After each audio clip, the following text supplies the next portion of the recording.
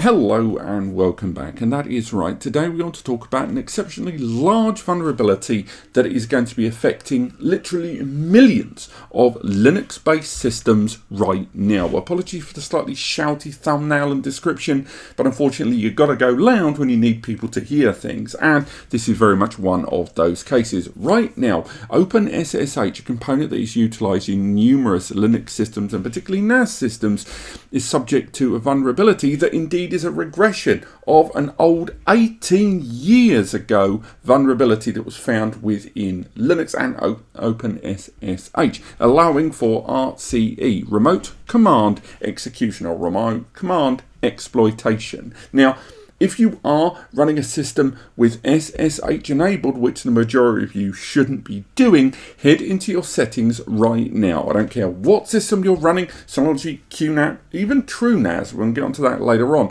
Whatever system you are using, get into those security settings now and disable SSH with a few caveats we'll talk later on, just in case you are using a firmware for one of those brands that has this vulnerability inherent in OpenSSH. Right now, if you are running the latest software from a number of brands, weirdly, depending on the brand you've gone for, it actually puts you in or out of the area of affected scope for this vulnerability. Now, let's start off with the vulnerability itself. It is CVE20246387 on the NVE database there. And this was a vulnerability that was discovered by the QualIS, I apologise if I pronounced that wrong, Security Management and Investigation Platform.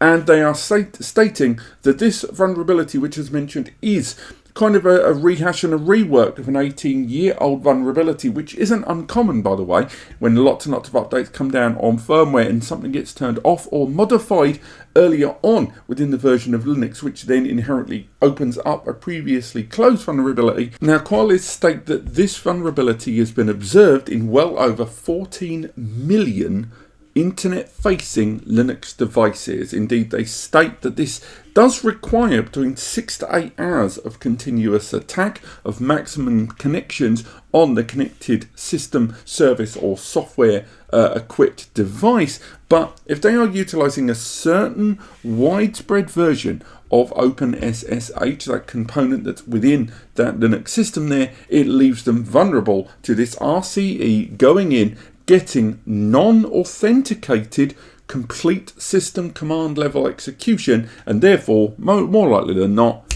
execute a vulnerability attack. There are other things that could be done with this, but this ultimately allows remote access to the system using the SSH component and take control of the system there. Now, one of the annoying things about this for a lot of users, to identify if your system is utilizing OpenSSH, you have to use OpenSSH in order to verify it, because most platforms do not publish the version of SSH they are using within their larger OS or system software kernel.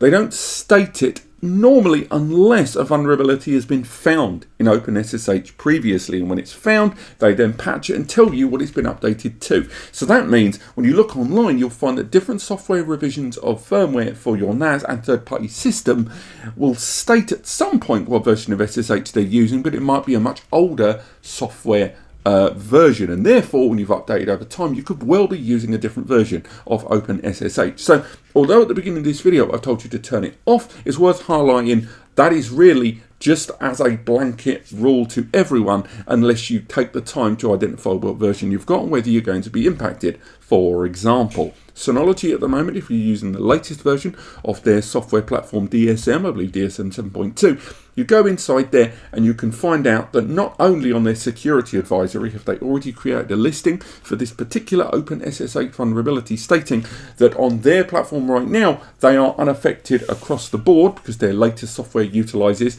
a version of OpenSSH that is older than 4.4p1 and younger than 8.5p1. I hate SEAGULLS. But on top of that, you can enable SSH briefly, go in via the local area network with something like PuTTY and enter the command SSH space -v, and that will detail the version of OpenSSH that your system is currently running there. Now, a lot of you are going to be thinking, well, if the latest software versions aren't affected, why should I care?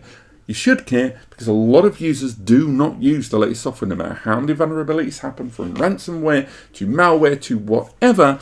A lot of users still play it quite safe with their firmware updates. So chances are, if you're someone like QNAP, for example, who currently are running a release candidate for QTS 5.2, they're also running their standard QTS 5.1, then they've got QUTS, they've got QTS, they've even got enterprise versions like QES, and they've got router software as well. That is a lot of software SKUs to maintain all the time. And that goes not just from them on the development stance, but from you, from the end user. So take the time to check which version of SSH you are using. And if the version of SSH that you are using, once again, falls between is older than 4.4p1 and newer than 8.5p1, that can be a problem. If we look at ASUS, for example, ASUS, we go into some of their firmware updates, and although the latest version of the firmware is not guaranteed to have this, when you roll into their firmware updates, you find that a newer version of SSH has been used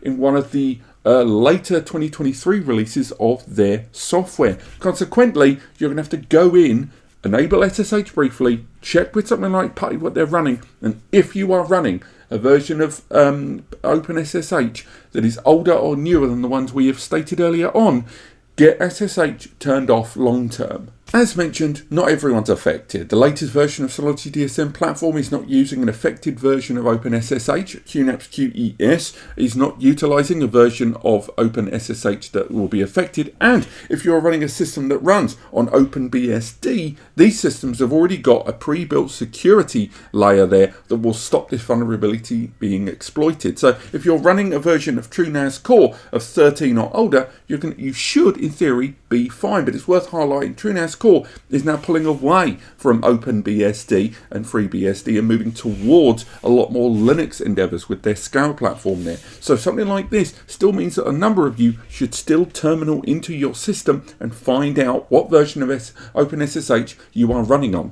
One of the biggest kick in the nards about this whole OpenSSH vulnerability thing is that if you're running the latest firmware updates of your system, you're not necessarily protected from this. Most of the time, when we hear about these vulnerabilities, the ultimate answer immediately becomes update your firmware to the latest revision. And in most cases, that is true. Even in this one, eventually, as systems will arrive with patches for this built into OpenSSH, which will then be integrated into the firmware, it's still a case of, even if you go to the latest software version of the NAS software you choose to use, it doesn't guarantee that the OpenSSH version they are using is unaffected. So for now, unless you get full confirmation from the NAS brand or third-party software brand that you use that the OpenSSH vulnerability for this Qualys found vulnerability, this RCE, has been patched, and they've integrated that patch at the OpenSSH level. For now, disable OpenSSH until it is confirmed for you, because utilizing the SSH services are already insecure even over the local area network. But the fact that this same component can be utilized for that RCE is very serious indeed, because this extends to the websites we use and the apps we run on our mobile devices, many of which are built using a lot of these components for a smoother and easier way for remote access. So keep all this in mind. But thank you so much for watching. Hope you've enjoyed this. I'm working on a detailed article that I'll link below that will go through different versions of OpenSSH based on different NAS brands and their software. It's just taking time, so I thought I'd put this video out first. But thanks so much for watching, and I'll see you on the next video.